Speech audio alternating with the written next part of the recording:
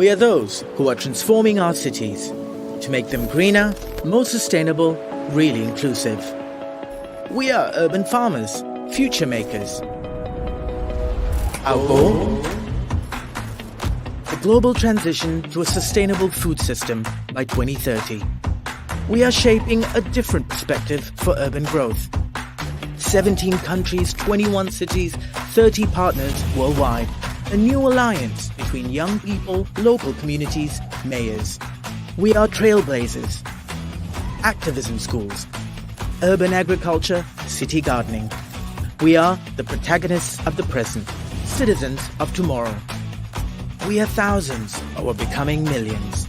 We are the food wave community, and we've just begun leading the change.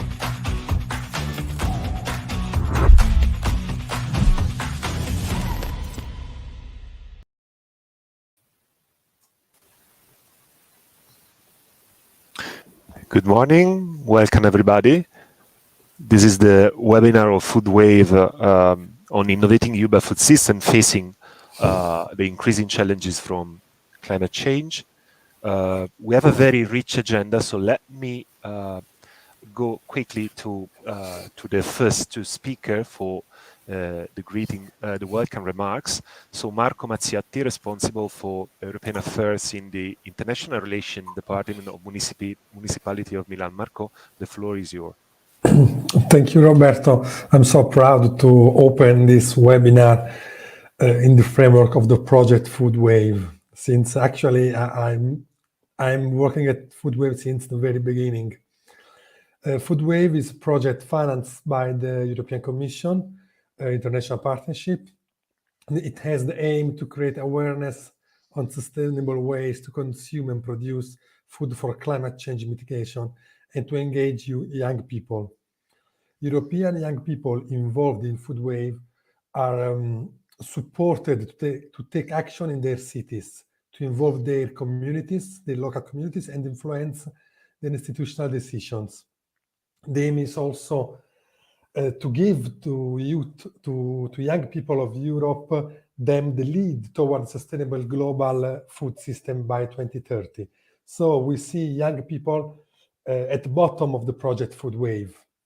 The project is led by the Municipality of Milano, that I'm here representing, and is realized together with a big community of EU cities. We have other 27 project partners in 16 countries. The network consists of 15 European cities.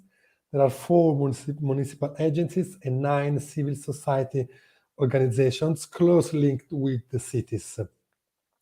The project is not only implemented in Europe, we have also the city of Rio de Janeiro from Brazil, which gives us an extra European value to the project. Another international partner of the project is C40, which is the international network of cities engaged in the fight against climate change. C40 is affiliated to the project. The Food Wave project started at the end of 2020, and it's now in its second year. It's going to end at the end of 2023, November 2023. The project is quite complex, as you probably know, as you probably understood from the number of partners, and is mainly structured into 3 specific pillars. Each pillar is dedicated to a different branch of the project itself. The first pillar is awareness. The second is engagement. And the third pillar is communication and outreach. These are the 3 pillars that are building the activities of the project in Europe. Since young people, as said, the role of young people lies at the center of the Food Wave project. Many are the activities aimed at fostering and encouraging youth participation. We see participation of youth not only in the implementation, but also in the design part of the activities. So we see youth participation in design and implementation of policies related to food and climate. We are implementing a huge number of activities in Europe. Just to make a few examples, we can talk about the digital cooking contest implemented by the Erasmus Student Network in Italy. We think about the video making experience implemented by London, or another example is the summer winter schools, the schools implemented by Manitese, an organization based in Milano, by Manitese and Accra, two organizations based in Milano. They had 2 editions with 30 participants each. We can remember the summer school implemented by Groundwork in Manchester, or the street actions, the activities done in the city of Milano and in the city of Turin.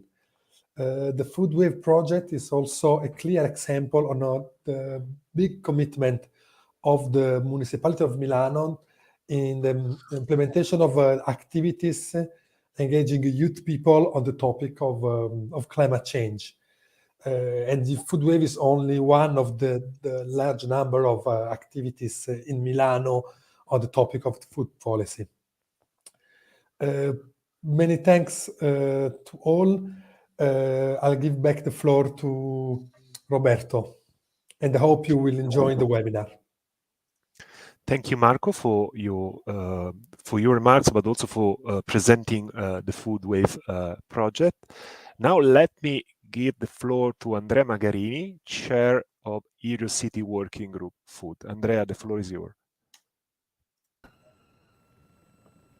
Thank you, Roberto. I'm very proud to be here with all of you. And today, during the Earth Day, all around the world, in the morning, afternoon, and evening, there are so many people that are sharing efforts toward a more sustainable future. And by sharing efforts, all of these people are connected to each other. So moving a knowledge from an actor to another actor, from one people to another people, from one city to another city. And if you are thinking about the different time zoning, you can imagine how strong this sharing is, and it is amazing. And with Food Wave projects, we are part of this global movement. The cities and the youth are part of this global movement. As Marco mentioned, cities and youth are 2 pillars of Food Wave projects. And together we have the ambition of transform our food system. Let me thank all the policymakers that are here from the city of Madrid, Manchester, Almere, and from the European Commission, also with Food Wave activists. And today we have also the opportunity to be part of the launching of a new report that discovered in 18 different European cities the practices of youth engagement and food policy and climate change. And on this report, let me thank the Está Research Center and Manitese that are delivering the activities for this report. And I suggest to all of you to download because it's very rich of information, data, and practices. And also in the lessons learned in the final part of the report, another part that interests me, to find the hot issues to start a food policy journey. And because of smart city administration must understand which is the most interesting starting point to activate a food policy journey. Food waste prevention, urban agriculture, a public campaign on plant-based menu are efforts in which some youth are very engaged and where cities can set their political agenda. Within our working group food of Eurocities, I see so many youth as city food policy officer, and these are good news because youth are the perfect agent of transformation for policy making in the topic of food system. And in cities like Milan, Bordeaux, Warsaw, Birmingham, Barcelona, Lyon, there are so many youth that are led the food policy team of those cities. So without any further words, I wish you a fruitful hour to discover more of this journey. Roberto, up to you, and thanks.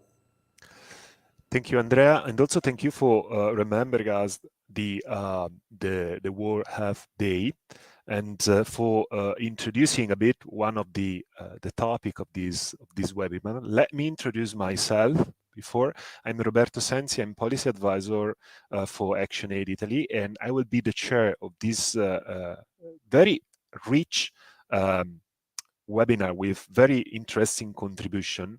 Let me just present what will be the agenda. Today we will be going to discuss, as Andrea already said, we will be going to discuss about the role of city in promoting sustainable and just transition facing the climate change. In particular, as the food wave is focusing on youth, the role of youth as agent of this transition. And the discussion will be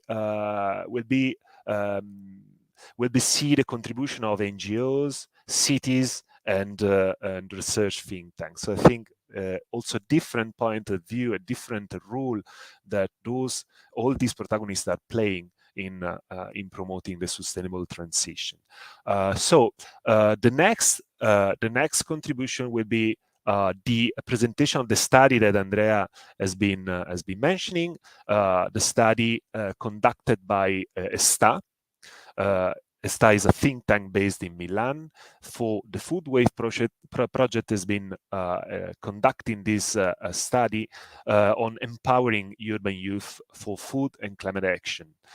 This is a comparative research in 18 cities that are involved in the Food Wave projects. So let me give the floor to Bianca Minotti, researcher staff, for the presentation. This is a preview, and the study will be available on the website of Food Wave just right after the webinar. Bianca, the floor is yours. Thank you, Roberto, and thank you, Andrea, for both introducing the report that we produced with the collaboration with Manitese. As already said, I'm Bianca Minotti. I work with Está as a researcher.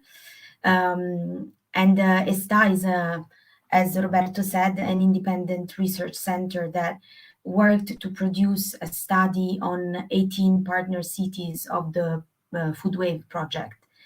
Inside of this report, we analyzed initiatives, policies, and practices around the topics of food, climate, and especially trying to focus on the role of youth in these policies and practices. You will have the possibility to read the entire report inside of the website of Food Wave and the other channels. But today I will try to give you some pills of information, specifically coming from the last section of the study, which was dedicated to the lesson learned from the cities analyzed.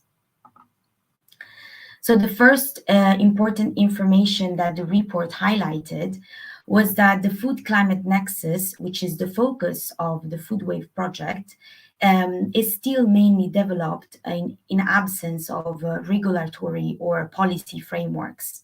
The topic of climate change is a key part of city strategies and vision. However, food and youth still remain marginal issues when it comes to the institutionalization of these themes. In fact, the report showed that all cities analyzed have a strategy on climate or sustainability in general, but only 50% have a strategy specifically on food or youth engagement. Of course, not all cities need a strategy to work on food policies activities, but strategies are an important set of common vision that help gather actors under integrated policies and, let's say, umbrella policies in order to work together toward the same goals. Even without a dedicated strategies, cities are still implementing plenty of projects on the topic of climate food nexus. And inside of our report, we analyzed more than 110 initiatives implemented inside of the 18 cities that we analyzed. And the mapping of these initiatives showed us what are the main themes on which cities are working, and of course, what are the themes that are still missing in the work of the cities. So to give you some few data, 30% of the initiatives that we mapped regard education and training on sustainability issues, which means, for example, educational activities inside or outside schools, training for youth to fight against poverty or unemployment, festival events, campaigns, and more. This is an important data because it teaches us that there is still a strong need to learn and share knowledge on topics such as climate change, environment, sustainable transition, and in particular, the role of food in all of this, which is, I think, an important lesson to learn from the study. Then we saw that 26% of the initiatives mapped were on waste or food waste. So, for example, recycling, compost, food waste, surplus reduction and redistribution, waste on land, and much more. And this again teaches us that this might be one of the most common hot issue that help implement and share ideas and policies around food and climate change in general. And then from 8 to 14%, the initiatives were about environmental action, food consumption and production, agricultural production, and more. The last interesting data is that only 5% of the initiatives that we mapped related to young groups or activism. This is important because it doesn't mean that cities don't have activities on youth or don't have active youth groups. On the contrary, it shows that these activities are hard to map because they most of the time are informal and disconnected from the institution, because sometimes they use innovative spaces of interaction and aggregation that most institutional actors do not use or understand. So from our report, one of the lessons learned might be that cities should focus on better understanding what is their local system, what are the actors that are working within the city in order to innovate the activities and the initiatives implemented. And related to this, the analysis of the initiatives showed that the relationship between knowledge and action is a key component within the food climate nexus. In fact, it's interesting to see that most of the initiatives that resulted to be innovative developed in cities where action are taken in spaces where there is cooperation between social worlds and institution. And so the experience from the cities showed that alliances between different type of actors, such as institution, territorial actor, businesses, civil society, it's an important push towards place-based, tailored, and contextualized policies, whether they regard food, climate, or youth. And in particular, including the recipients of the policy inside of the policy-making system, for example, through administrative structures or European projects. It's an important way to better understand what is happening in your city and how to create integrated food policy. In particular, the last lesson that I would like to share with you from our report is regards data and data collection and monitoring of data.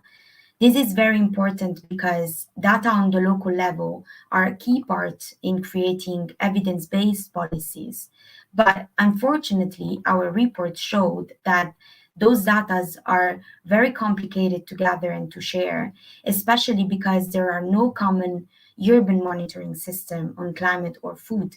So urban systems are very complex, and all of us already know this, because local information are hard to find.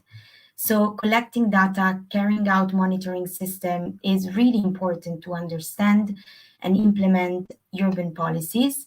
But it's also important to communicate the data, share the information between cities, between actors, in order to stimulate a discussion and a dialogue, and especially a cultural debate.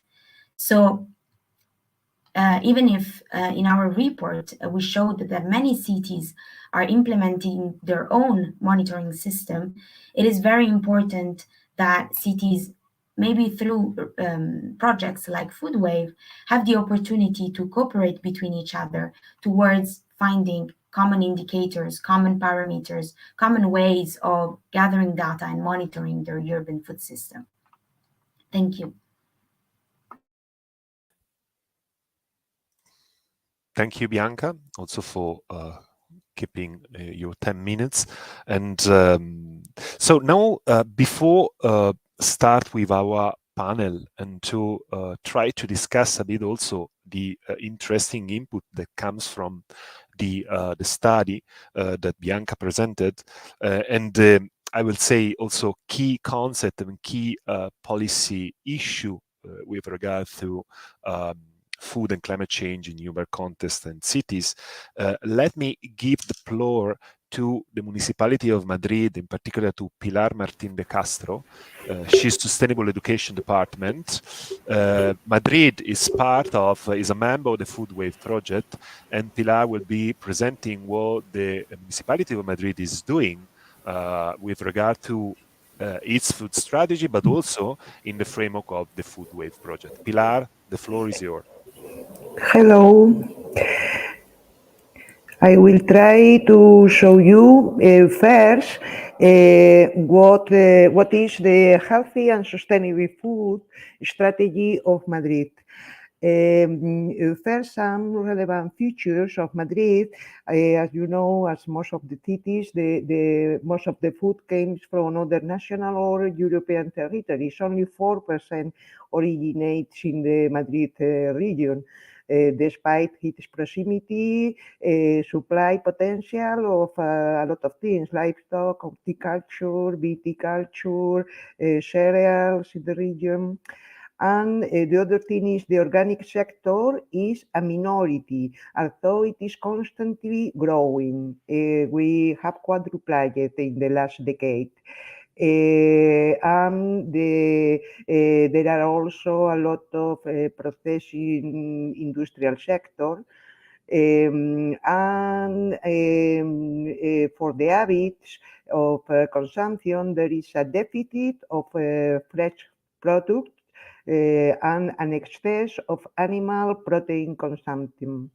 So we maintain an increase in health problems such as obesity. Obesity child is 30% of the children in Madrid region are overweight. It's a lot. And about the goals of the strategy of Madrid, we can say there are increasing food sovereignty throughout the food chain, promoting healthy diet, protecting biodiversity and soils, promoting agroecological and local food, and short marketing circuits, and supporting the local economy and reducing the food waste and the closure of cycles and the return of nutrients to the soil. That was the first strategy of Madrid. We are about to release the second strategy. The truth is we don't have still a list of indicators that can measure how successful has been our strategy. I will show you of the 6 lines of action what has been the start action or activity. The governance, for example, we have made a monitoring board of the Milan Pact that is trying to do that list of indicators. But effectively, as Bianca said, we need coordination, work together, reach to in the investigation together to be and to take an agreement about the indicators. Other is food culture.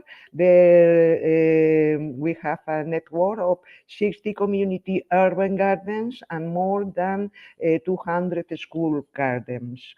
The other, but they can't sell their products. It's only gardens, the network communitarian garden, and also in the schools to consume. It's not to sell. The other thing, the other line of action, right to food, we have performed a family card for people in an emergency situation from 125 to 630 euros, according to the size of the family and the quantity of money they have, the incomes. The other thing, the other line is boosting and supporting the agri-food sector. And we are implementing now 2 neighborhood producers that here, yes, they will be able to sell their products and to create, in theory at least, jobs for young people. But Madrid has 21 districts, that is only in 2 of them. Other line of action is public purchase, trade and restoration, and we have made contract. We have hired with canteens and vending machines to improve the sustainable snacks. And the other is waste and food waste. We have a project that is Madrid Agrocomposta, an educational project based on a network for collecting organic waste from schools, markets, and companies to produce ecological compost. That is the general view of the strategy of Madrid. Now we want to speak about how we have tried to recruit activists in the food waste project. First, we made some activities that didn't have success. For example, we made a web in the city council portal, hoping people will take contact with us, but that was not so successful. Maybe 1, 2, 3 people wanted to have more information or work with us, but very few. Then we have seen, well, we are trying to recruit university people, making a webinar, and the webinar was very successful because near 400 people was watching the webinar in the streaming, but few people was about, even if we made a survey at the end of the webinar asking for collaboration with us, only 4 or 3 people wanted to do. Then it don't have the goal we look for. And finally, we were working directly with the universities, and that was more successful through hiring some teacher that was making a lot of groups of university people for masters, for things like that, for investigation. And we finally we had 20 students working with us, and they have been very enthusiastic, and they have planned and carried out a lot of activities in European Mobility Week with high schools, talks at the ambassador workshop that we have in high school.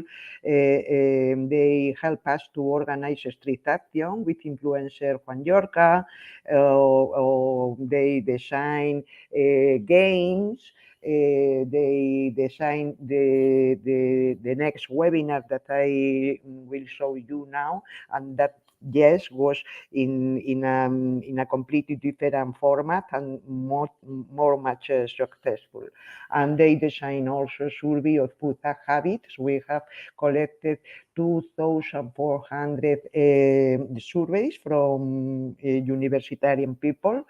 Then we have a general view of the habits. That is important for us also.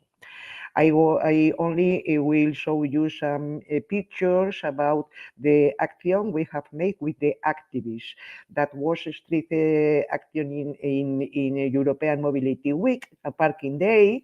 As you know, the parking day is to take one day, the free car day, only one day a year, the parking of cars that are in front of the high school, make there another action, not serving to parking for cars, but serving to another purpose. And in this time, they implanted a little green grocery shop. And we provide them with fruit and vegetables, and all the people that is passing by the street is asking for that. What is Food Wave? What is that project? What is the goal? And that is a lot of information, is street action finally, and information for the general public, and most of all for the families of the students. The other thing was that organization with the influencer Juan Yorca, that I consider it has been so far the most successful street action we have done. Juan Yorca has a lot of followers. Then we made an ephemeral garden, we made contests, we made games. Juan Yorca made 2 direct videos, was speaking all day, and was cooking some recipes, sustainable recipes, and showing people how to do. More or less 2,000 people were in that activity, face to face. But the video was played 351,000 according to our the recount of Instagram, Facebook, Twitter, YouTube, all that. Then reach a lot of people. Other street action was that was delivering pancakes at the 6 public universities of Madrid, but we don't give for free. If they made the survey that the activists have been doing, have designed, then they receive the pancake. Other street activity, that is the cook workshop. That is an activist, Irene, that she made that two workshop. I cook it, I don't throw it away. Lo cocino, no lo tiro in Spanish, in a school of cook, Norte Joven. Other was that webinar that was organized by the activists completely and presented all they made. And that was about dismantling myths about food, and it was in a very informal format. It wasn't as the last one with a speech, with experts, no, it was with people well known as influencers, even Juan Yorca, but also Climabar, with journalists that speak about the food, with cookers, and it has been very successful. In the streaming, only 200 people were face to face, but then has been it was recorded and has been shown, but watched by I don't remember exactly, but maybe 700 more people. And that was the last street action we made in April. It was a fair, agroecological fair, with producers in the of the region, cheese, beer, meat, vegetables, and all that. And we don't have still the figures, but we promptly I will send you. Apart from that, we have done other activities for young people in environmental education centers, how to be a chef for a day, how to plant, and also in a social youth center that are the people that are not in school, are not with jobs, with an employer, they are very underprivileged youth. And they like it a lot, that activity, but no, most of them reach the meeting. I can remember in 4 social youth center, only 90 people were there. Other thing we have done are 5 ambassador workshops that are the students that, yes, they are in school, in high school. We have all the information about, but I think that is very, they are carrying out in 8 schools. They are carrying out campaigns. They are making video, posters, interviews. They are making a lot of activities for the rest of the school, for their own companion mates and for their own teachers and families. And as educational tools, I can highlight the exhibition. You have the link, the exhibition about food and climate change, and also the video contest. We have done one in 2021, and today is we are with the jury for the second video contest. Pilar, yes? sorry, you are run out of time. Could you close in? Excuse me. Maximum 1 minute. No, okay. Only to say, in order they learn skills for making the videos, we have made that tutorial that I recommend you, especially that food and climate change, and other tools like how to, that is a simulation game on a supermarket, how to buy food, and other thing is the action in the Christmas to be more sustainable with Climabar. They are 2 women very, very enthusiastic speaking about food. You can see the records. And our campaign, Eat with Your Head. I don't thank you a lot, and excuse me for the time I waste. Don't worry. No, you didn't waste any time. It was really interesting. Thank you, Pilar. But just because we have a very rich panel for discussion, so I I need to take this very unpopular rule in keeping the time. So thank you very much, Pilar. I think Pilar also show how the rule of city is important in promoting sustainable food system, and how in the last years cities has been taking seriously this rule. And also, I think understanding that food is a key tool for addressing social, economic, environmental issue at territorial level, and also the importance, as Bianca said in her presentation, the importance of involving the other food system actor, in particular citizens, civil society, but also private sector. Now, let me introduce the speaker of the roundtable, and they are speakers coming from different world institutions, NGOs, activism.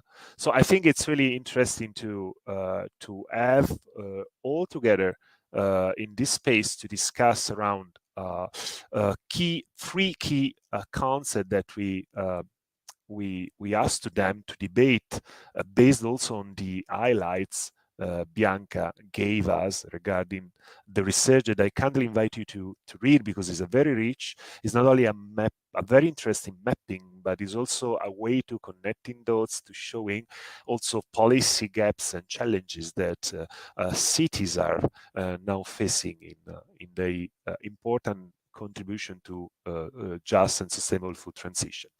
So the roundtable is focusing on three key concepts that are the meaning of innovation when we talk about food system and climate change. What does it mean, innovation, and what the role of innovation?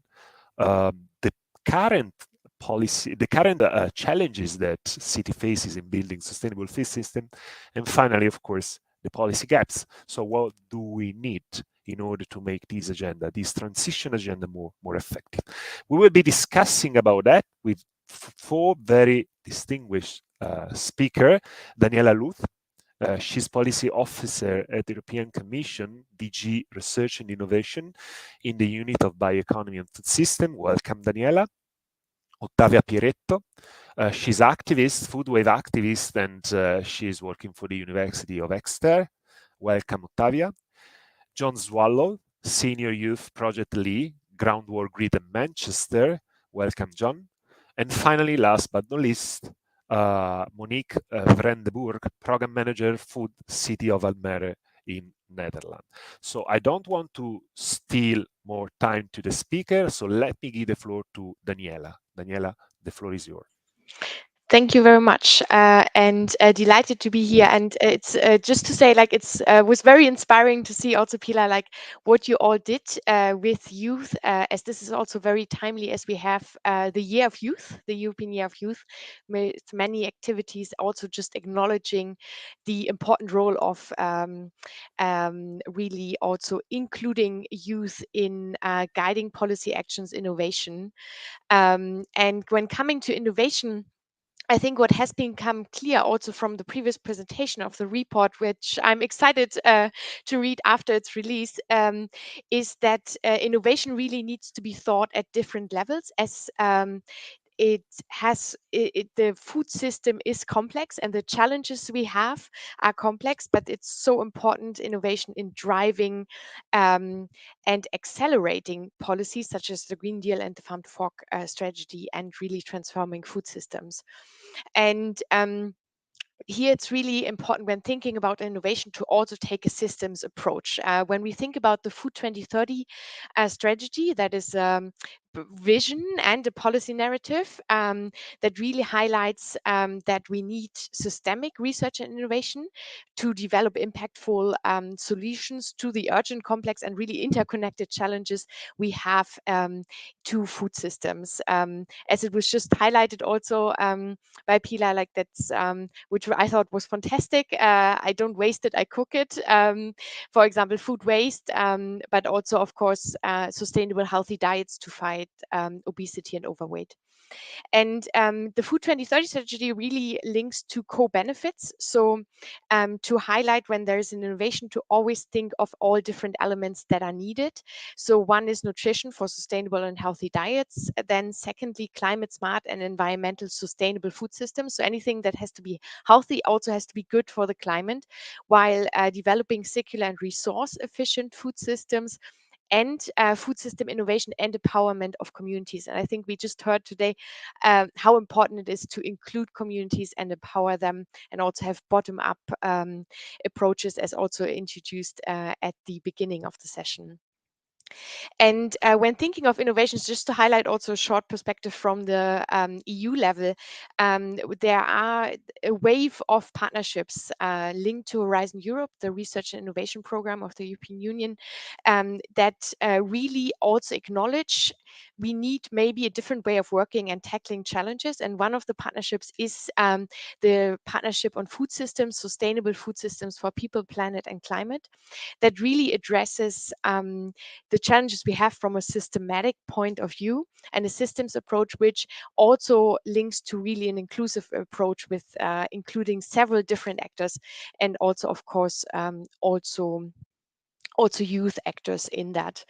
So I think that's just to highlight when coming to innovations. And just shortly to link to the challenges also you mentioned, I think I already connected to that, is the challenge is really to look at it from a systems lens, since that is, as it was named also in the report, still food system policies are still a unicorn. So I think there is still potential to really address that from a systemic approach.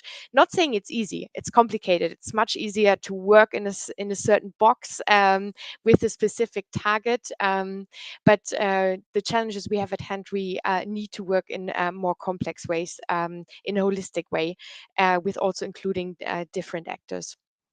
And when looking at the European lens again from this, when it comes to the food system policies, we have the Farm to Fork strategy that was launched. That is a big leap forward. Beforehand, there was no single strategic approach to food systems. And at the same time, the Commission is currently working on the preparation of the Commission proposal for Union legislative framework for sustainable food systems, that is foreseen by the end of 2023. And this initiative will promote coherence at EU and national level, mainstream sustainability in all food-related policies, and strengthen the resilience.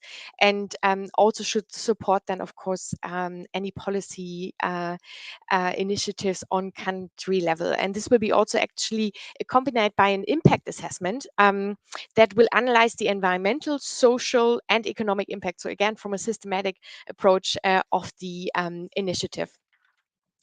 And just to highlight the last point that you mentioned, Roberto, in terms of what are the policy gaps, I think I linked to that a bit, that currently, we also looked a bit into it in different countries, that the responsibilities for food systems are divided between different ministries.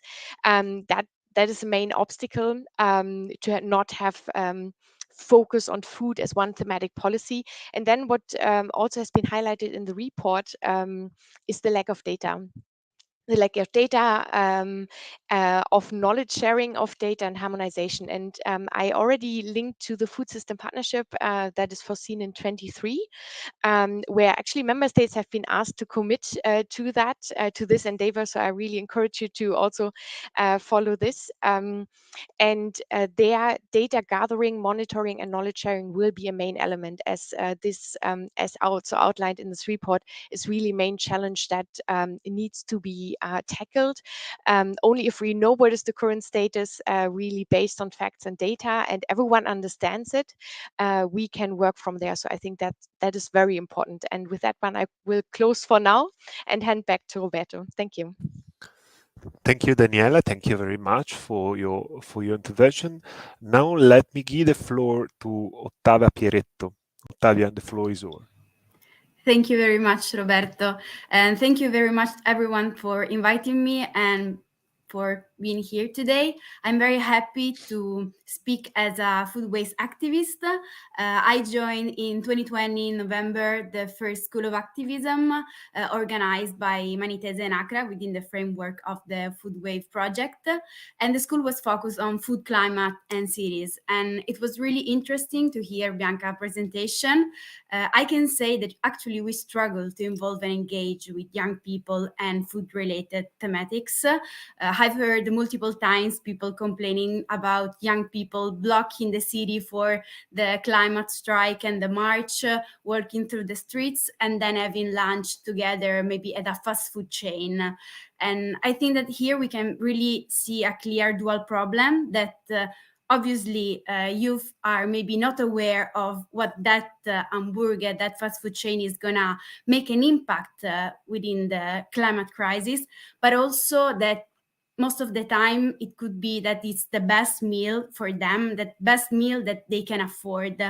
And this is a significant point that I wanted to address today.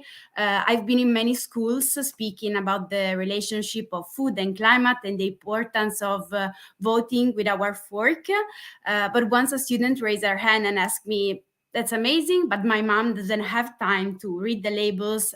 She finished to work at 8 p.m. and run to the supermarket. So how we cannot afford to pay such an expensive food like organic and so on. What can we do? And I think that this is really interesting relating to what we are discussing today, because obviously it's not the citizens wants to support industrial agriculture, but maybe sometimes it's the easiest and cheaper choice in the city that they can do, and they can only go to the discounts. So this is a critical point, that food cannot be sustainable if it's not affordable and accessible to everyone. And this should be considered when framing an effective policy agenda. And I really like also Bianca's point on knowledge that should be a policy priority. And I can say that here I'm in Italy and we barely have food education in schools, not to mention how the schools canteens are. And we know that food is taken for granted and that in the past decades, the amount of money we spend on food has dramatically decreased. But obviously food is so ordinary that we don't even stop anymore to think what's behind a cup of coffee.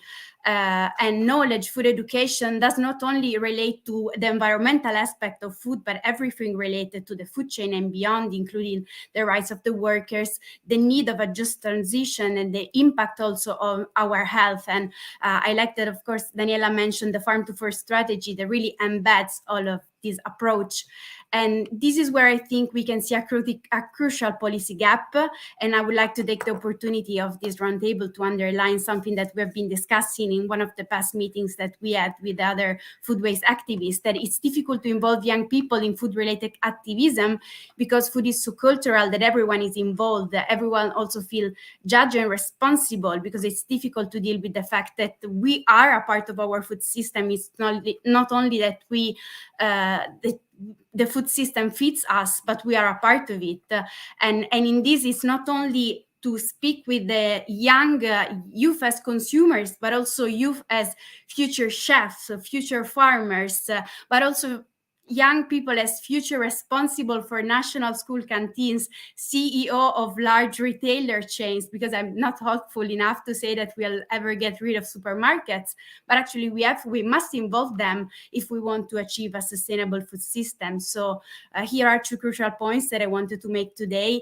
The importance of engaging youth is critical to raise awareness on the next generation of decision makers on different levels, from local to regional, national, and also international.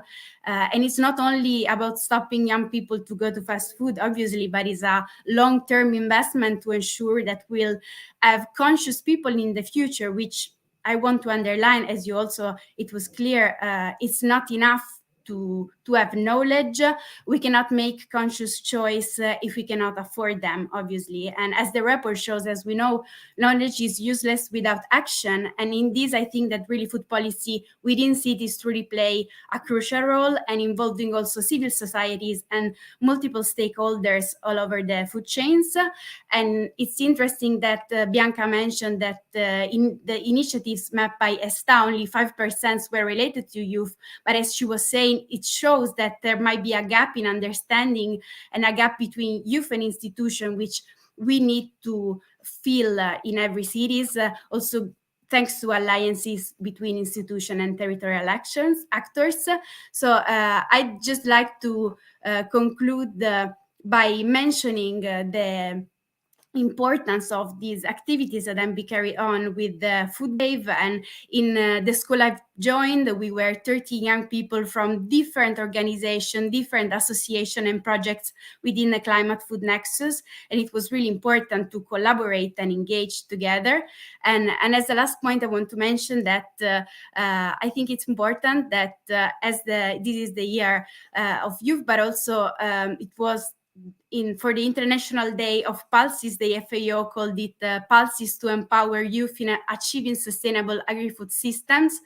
And as Daniela mentioned, I think that it is also clear here the importance of a systemic approach. And it's interesting that the FAO dedicated it to pulses and legumes related to youth as agent of this transition. And I really think it's really important to make young people, the voice of young people heard, but also to engage with them and to fill the gap together in this so we can reach altogether a more sustainable food system. And with this, I'll leave the floor back to Roberto, and thank you again for having me.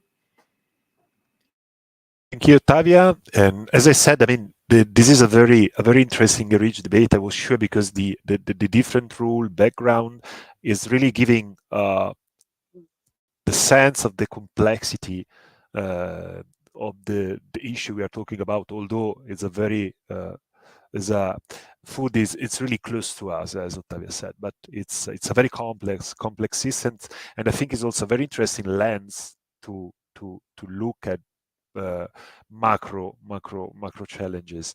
Now let me give the floor to John Swallow. John, the floor is yours. John, you are on mute. Thank you. It's a privilege to be here, and thank you for the invite. Manchester's a very large, complex urban city, and Groundwork have taken a three-tiered approach really to looking at policy, knowledge and education and innovation through our street actions. And obviously our winter and summer schools provide our activists with a great deal of knowledge around the food systems. But the really key important thing is those activists then go out and share that knowledge with the general public through our street action work. And that's created quite a lot of ripple effects into different food systems and different attitudes towards food from our campaigns that we've run through our street actions. I think the knowledge is critical in terms of people understanding that the food systems need to change, but knowledge I don't actually feel is enough. I think every person has a relationship with food, and what we're looking at is real behavior change, and to do that with people that has to be meaningful change. So knowing about food systems, knowing about healthy diets is not enough to actually encourage people to change. People need to be motivated to change, and linking it to a more fairer food system, to a better healthy diet is much more important. It's all those critical links we can make that are really, really important to people to help them make that transition to a healthier and more sustainable diet. So our knowledge base is very important, but our street activists and our activists who actually go out and engage with the public are the critical part in actually presenting an example of people who have already changed. Groundwork works with many small organizations, and we're quite fortunate because of Food Wave. It's given us a focus on food, but we're already involved with lots of minor little urban farms, urban gardens, and we try to coordinate links between them all to create a critical mass of a food wave movement, really. And although they're not all involved in Food Wave, they're all involved in the principles of Food Wave. And what we're hoping to do over the years to come is to support them all to grow somewhat and to link together to create a mass movement of people. And I actually think one of the gaps in policy is actually obviously the way we measure and the way we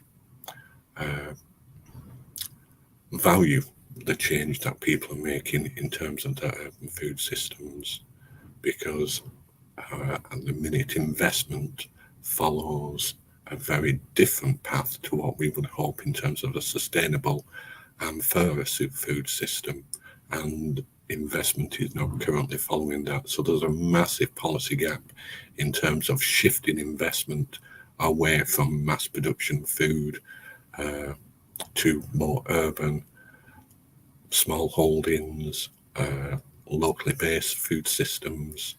That is just not existing at the minute. So there's massive policy gaps that need to be changed to shift investment.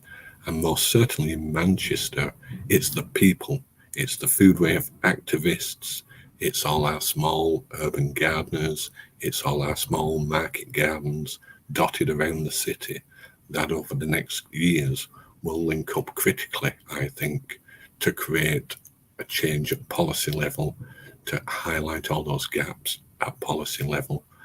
And in Manchester, we're very fortunate that our food wave activists infiltrate lots of different areas where policy is made. We've got young people and our activists on the Climate Change Agency board. We've got food wave people involved with Manchester Food Board. So we are slowly integrating people into those domains where policy can change, where they can have influence, where food wave can have a voice in creating some of these new policies. And most certainly what we've found is the innovation has come from people, not policy. Our street actions have been great fun. What we've really realized is everybody has a relationship with food, whether that be a good relationship or a poor relationship with food, but everybody has that common connection with food, and it's a great way to engage people. We've done some very similar things to other people. We've got a carbon supermarket, so we can help people understand the carbon footprint of their food. We've supported people with low carbon diets through recipes and online cook-alongs. So we've done many things on very different levels so that we can influence lots of different change, but it is very small and it is slowly growing, but it does need the policy change to shift investment from mass manufacture of food to more urban food systems. And in Manchester, we're quite lucky because we've got lots of people in different places doing different things, but all acting on the same set of values and principles. And I think that's as much as I'm going to say in terms of this roundtable, because I know there's going to be lots of conversation later on and people want to ask lots of questions. Okay, thank you. Thank you, John. Thank you very much. And now let me give the floor to the last speaker. And then, being the speaker so kind in keeping the 10 minutes, some of them also use less time, there will be space for questions from the for the public that is following us, or finally or at least for short final remarks. So the last speaker for the panel, Monique, the floor is yours. Thank you, Roberto. Thank you. Let me introduce myself. I am the program manager food for the city of Almere. So I will speak about the city level of food. And we believe that innovation is a change in food environment, but it's also a change in food routines. And as a city, we have taken the responsibility to have a food strategy. We started 1 year ago, and we had a very good opportunity to start with this food strategy, because at the moment we are hosting the Floriade, which is the World Horticultural Exhibition, which is taking place once every 10 years in the Netherlands. And for the coming 6 months, Almere will be the host city. And one of the themes of this World Expo is also feeding the city. So we cannot just show the world about the new food systems of the future. We also have to take the responsibility to do it ourselves within our city. Having a strategy also gives you the advantage that you have a budget. You have a budget, you have people, and you can start making a change on the city level. And for us, the food strategy is about 3 pillars. The first one is to make healthy food available for all. The second one is to stimulate a more local food economy. And the third one is stimulate the demand for more local food. Because it's not just about the city trying to tell the people what new food opportunities there are, but we should also really try to stimulate local demand. And I'd like to give you a few examples of our projects. The first one we have done is a program we call Citizens for Farmers, in which we connect the produce that comes from our province. The province of Flevoland has a lot of production, but for a more global scale. And we also want to have that local production more towards the city. So we have started a program to connect these farmers to what we call the neighbors, the citizens of Almere, to also make this sustainable food affordable for lower income groups. The second is that we are focusing on schools to have healthier school canteens, but also to speak with the entrepreneurs, the retailers around the schools, which should offer a more healthier menu for the children who go out there in their breaks. And then if there is a more affordable choice and which is healthy as well available, this leads to promote a more healthy food choice for the children. Another interesting project that we are doing is a campaign with the local restaurants in the city center. As we have the Floriade, we also want to have a more healthy food environment for the restaurants. There is a lot of fast food, unfortunately, in our city center. And together with the owners and cooks of those restaurants, we are promoting to have at least a healthy menu available for people who are looking for another food choice. So if they're participating in our campaign, we promote that restaurant in our social media, for example. For us, it's important, though, that they don't do it just for the promotion. We also want to really connect with the cooks, that they believe that cooking a healthier menu is something that which makes your restaurant ready for the future, because this is where we need to work towards. Another thing we do is we stimulate entrepreneurship. For example, we have innovation vouchers available for local food entrepreneurs that want to try out new food recipes, for example, or that want to target different food markets. We have a large area in Almere, which is called Oosterwold, which is a place that is focused on urban farming. The citizens that live there, however, don't have a lot of knowledge and expertise on urban farming. So we help them with more information on when to sow seeds, how to harvest, and to help people really to not just have an exchange between the citizens when they have to harvest, but also to really scale up so that they can also have a more commercial approach to this urban farming. We don't do this alone as a city. We do this in a lot in cooperation together with education, with our knowledge institutes. We have ERAS, which is the University of Applied Science in Almere. And we have the Flevo Campus, which is our knowledge institute for urban food systems. And together, of course, with all the local initiatives and the citizens in our city. Being part of networks is very important for us. on a national level, we are part of the city deal, in which several cities in the Netherlands take part to have a knowledge exchange, to learn from each other, but also to have a lobby towards the national level, towards the national government. And of course, taking part in the Milan Urban Food Policy Pact, in the Eurocities, in the Urbex Next Agri, in Food Wave, all helps us to have a better understanding of all the urban food programs that are going on in other countries, and to really have a good knowledge exchange. So for now, this will be my inspiration, what I want to give with you, what we do on the innovation level in Almere.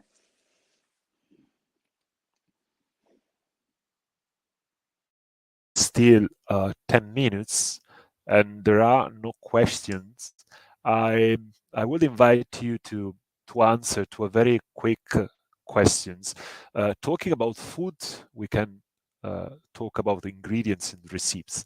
So you are all of you is like a chef, no? It's like a chef, and all of you have been presenting the different kind of recipes that are thoughts for sustainable food systems. So I would invite all of you in 2 minutes, no more, to tell us what are 2 key ingredients for making the transition to a sustainable food system happening. And I give the floor to Monique, our last speaker, to start, and then we Monique, 2 ingredients. 2 ingredients, I would say,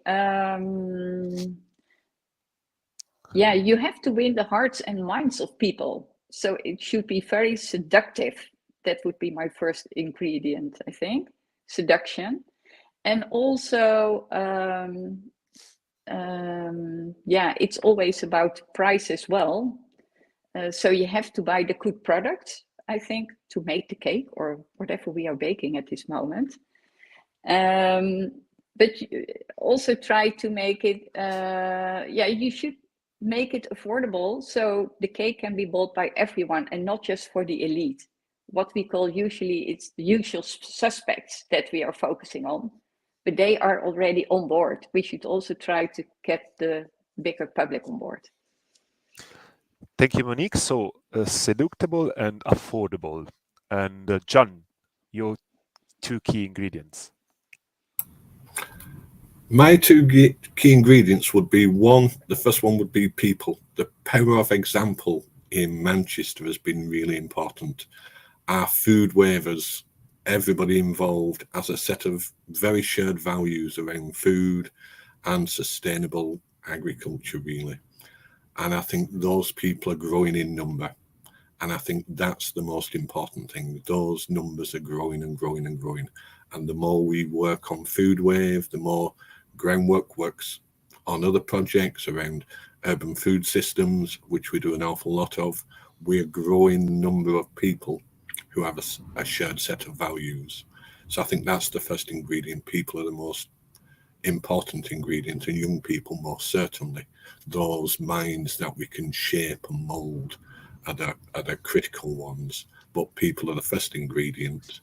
And I think the second one, most certainly from our activists, is the joy of food. Food tastes good.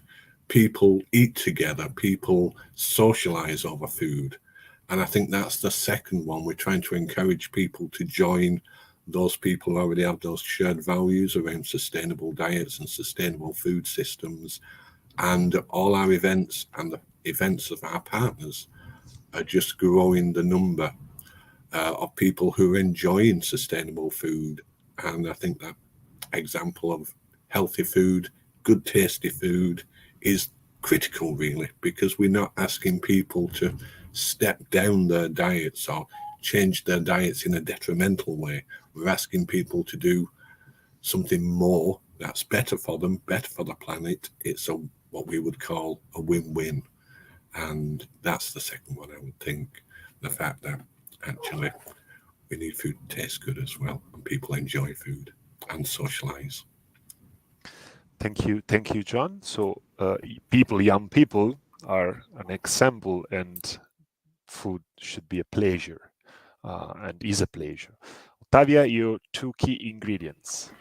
So I cannot say anything else, but for my first ingredient, I would say to involve the younger. So, I mean, I know that also being young is also a state of mind. So I'm not going to put a target on age because everyone is more than welcome. But in engaging young people, I mean also to work together in collaboration, and even more and more, I think it's crucial if we want to really achieve a common goal and a more sustainable food system. So this would be my first ingredient for sure. Well, for the second, I'm going to go with something pretty specific, so a real ingredient, and it would be pulses and legumes. I really think that if we want to achieve a transition, pulses and legumes and all the leguminous have a real role. I really believe on the health impact, on the environmental impact, and more. And so for my second ingredient, I would go for this and to include it in our recipe for a better food system. Thank you, Ottavia. So the next face-to-face meeting, you will be cooking some dish with pulses and legumes. Now, Daniela, the 2 key ingredients for you. Yes, so many good things have already been said, so I'm sure it's going to be a great recipe. Really can subscribe to what has been said. I think one thing I would like to stress is really taking a systemic approach. So healthy diets need to be sustainable, then they need to be sustainable in all its dimension. It needs to be circular, it needs to be inclusive. So we can't take the complexity out of the challenge to really transform food systems. So I think, taking a systemic approach is important with everything we do, all the objectives we take. And then a last one, I would say, next to all the social aspects that have been mentioned and that are so important, data is important. We need to measure what we are doing. We need to measure where we are. We need to measure progress. And then, of course, we need to communicate it so everyone understands it. But I think that is really crucial in moving ahead. Thank you, Daniela. I take the floor because I want to give my 2 ingredients as well. And I will be more, I can say, more general than Ottavia, as for example. I would say that one of the key ingredients is our rights. Food is a right, and we don't have to forget that food is a right, and it has very strong implication in terms of knowledge, in terms of policy responses, in terms of responsibilities.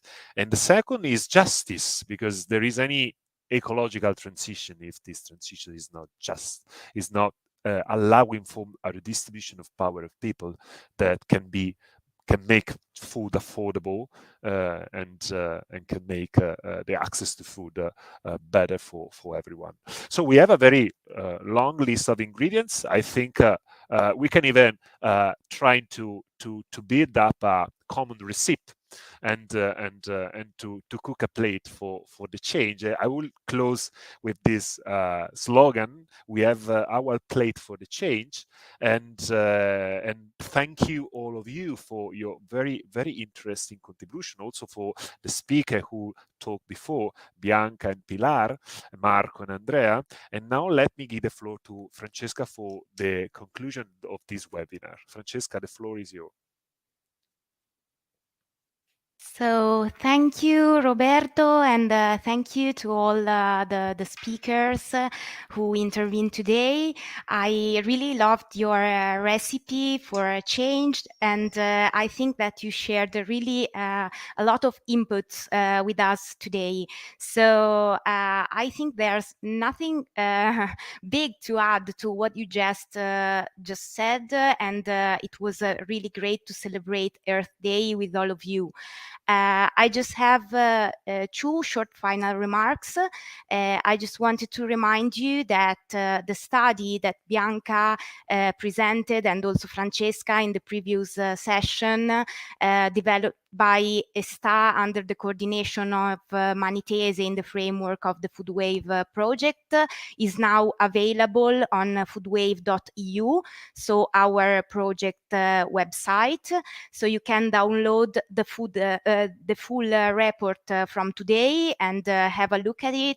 If you have questions, remarks, or you want to go deeper in the contents of the report, all the Foodwave team is really available to answer to your questions, and we can't wait to have your feedbacks on this research. Also, I wanted to tell you that today, besides having these two sessions, we are also launching on our digital channels a challenge, which is also connected to the study, because it starts from a reflection contained in the study on how some kind of recipes, such as the example is the poke, an Hawaiian food, which is becoming very common in big cities and very appreciated by young people, which is the climate impact of a plate like a poke. So today we are launching with Foodwave our poke challenge to ask to young people between 18 to 35 years old to create a new sustainable poke with low carbon ingredients and short supply chain ingredients. So you can have a look on your website, foodwave.eu, in the opportunity area, if you want to check out this challenge and know how to participate in. So you will have time until May 13th. So there's still some time to think about that, but we can't wait to receive all your sustainable poke recipes. And I think that's all from our side. Really, again, thank to everyone who intervened today, both in this session and in the previous one in Italian. And it was a pleasure to celebrate Earth Day with you. And I can say goodbye and thank you to all of you from the Foodwave team. Bye.